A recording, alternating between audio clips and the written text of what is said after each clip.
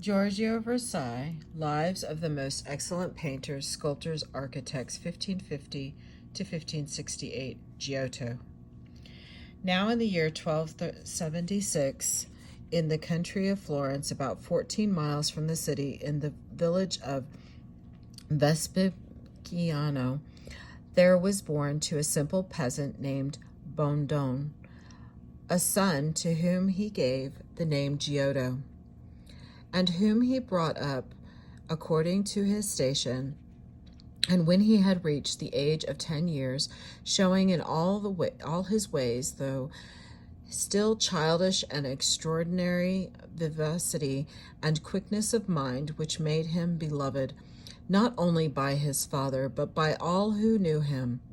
Bondone gave him the care of some sheep, and he leading them for pasture, now to one spot and now to another, was constantly driven by his natural inclination to draw on the stones or the ground some object in nature, or something that came into his mind. One day Cimabue was going on business from Florence to Vespigengo, found Giotto, while his sheep were feeding, drawing a sheep from nature upon a smooth and solid rock, with pointed stone, having never learnt from any one but nature. Cimabue, marveling at him, stopped and asked him if he would go and be with him. And the boy answered that if his father were content, he would gladly go.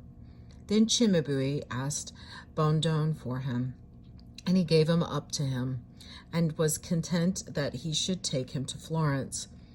There, in a little time, by the aid of nature and teaching of Cimabue, the boy not only equaled his master, but freed himself from the rude manner of the Greeks, and brought back to life the true art of painting, introducing the drawing from nature of living persons, which had not been very practiced for 200 years, or at least if some had tried it. They had not succeeded very happily. Giotto paint among others, as may be seen to this day in the chapel of Podesta's palace at Florence. Dante Alighieri, his contemporary and great friend, and no less famous a poet than Giotto, was a painter.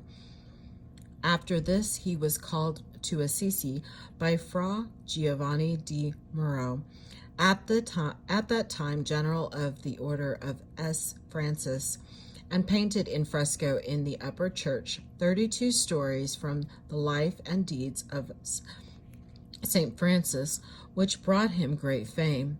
It is no wonder that Pope Benedict sent one of his courtiers into Tuscany to see what sort of a man he was and what his works were like.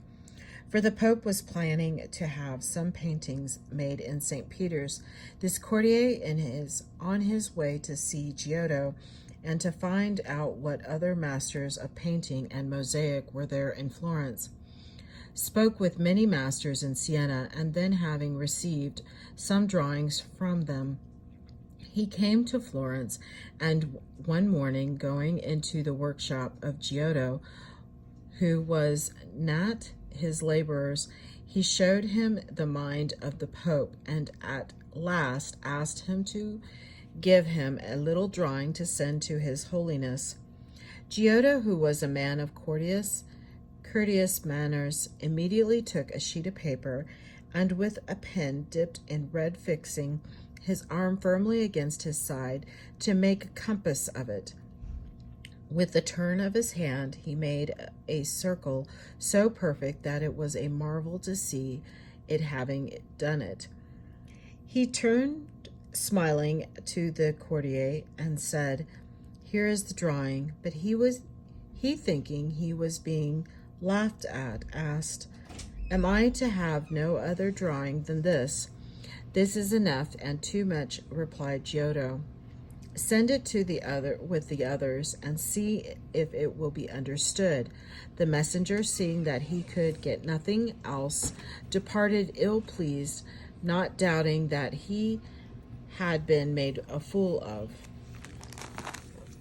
However, sending the other drawings to the Pope with the names of those who had made them, he sent also Giotto's relating how he had made the circle without moving his arm and without compasses, which when the Pope and many of his courtiers understood, they saw that Giotto must surpass greatly all the other painters of his time.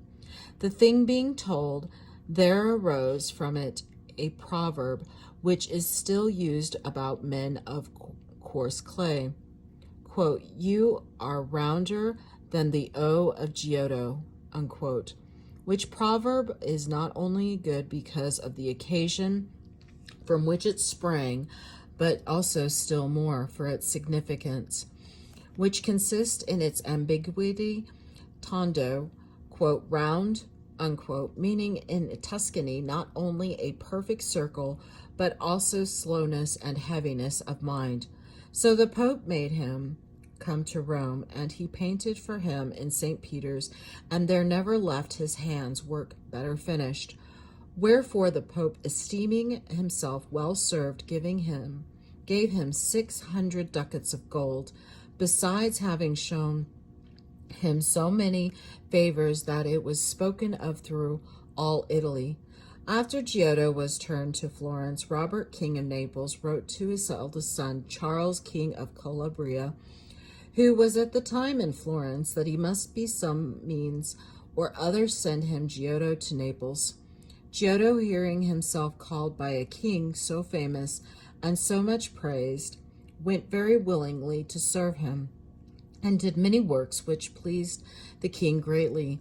And he was so much beloved by him that the king would often visit him, and took pleasure in watching him and listening to his conversation.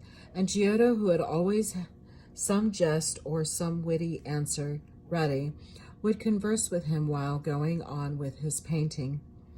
So one day the king, saying to him that he would make him the first man in Naples, Giotto answered, quote, "And that is why I am lodged at the Porta Real, that I may be the first man in Naples," unquote. And another time, the king saying to him, "Giotto, if I were you, now that it is hot, I would give up painting a little." He answered, "And so would I certainly if I were you," unquote. So pleasing the king well, he painted him a good number of pictures and portraits of many of his kingdom. Giotto, it is said, painted a Latin ass with a new load lying at his feet, which while it refused, it seemed to desire, and both on the new and old burden was the royal crown and scepter of power. And when Giotto was asked by the king what the picture signified, he replied, "Such must be the subjects, and such the king, which every day desired a new lord," unquote.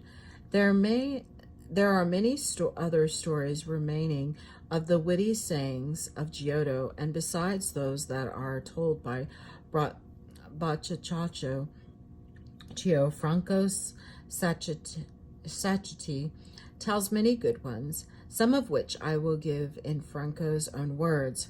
How a man in a low station gives Giotto, the great painter, a shield to paint. Every man must have heard of Giotto, who was a great painter above any other. A rough workman, hearing of his fame, came to Giotto's workshop, followed by one carrying his shield. Arrived there, he found Giotto and said, "God save you, master. I want you to paint my arms on this shield." Giotto, considering the man and his manner of speech, said nothing, but, "When do you want it?" And he told him. Giotto said, "Leave me to do it." So he went away, and Giotto, left alone, said to himself, what did he mean? Has some sent him for a joke? I never had a shield to paint before, and this man was a simple fellow and bade me paint his arms, as if he were of the royal house of France. Certainly I shall have to make some new arms. So considering the matter, he put the shield before him and made a design and bade one of his pupils paint it. And so it was done. There was a helmet, a gorget, a pair of iron gloves, a cuirass, and a casus, a sword, dagger, and lance. So the worthy man came again and said, Master, is my shield painted? Giotto answered, Certainly, bring it down. But when it came, that would-be gentleman looked at it and said, What is this you have been painting? I won't pay 4 farthings for it. Giotto said, What did you tell me to paint? And he answered, My arms. Are not they all here? Asked Giotto. What is wanting? Nay, you are a great fool, for if any one were to ask who you are, you would hardly know what to answer, and you come here and say, Paint me my arms. What arms do you bear? Whence are you? Who were your ancestors? I have painted all your armor on the shield, and if there is anything else, tell me, and I will add it. But the other answered, You are giving me vile words, and have spoilt my shield. And he went away and summoned Giotto before the justice. Giotto appeared, and on his side summoned him, demanding 2 florins for his painting. And when the court had heard the matter, they gave sentence that the man should take his shield so painted and pay 6 lire to Giotto. It is said that when Giotto was only a boy with Cimabue, he once painted a fly on the nose of a face that Cimabue had drawn, so naturally that the master, returning to his work, tried more than once to drive it away with his hand, thinking it was real. And I might tell you of many other jests played by Giotto, but of this enough. And this is the end of this chapter. Thank you.